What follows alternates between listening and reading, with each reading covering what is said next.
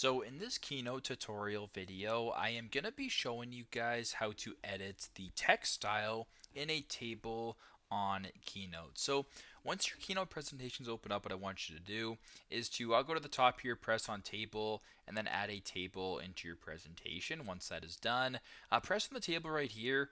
Make sure that, so if you're looking to edit text style, make sure that in the top it's going to probably say table. Make sure that text is selected just like this. And when it says style, you can go ahead and change the style to whatever you want. So for example, if you want to change this to title, you can do that. So let's just say text, just like this.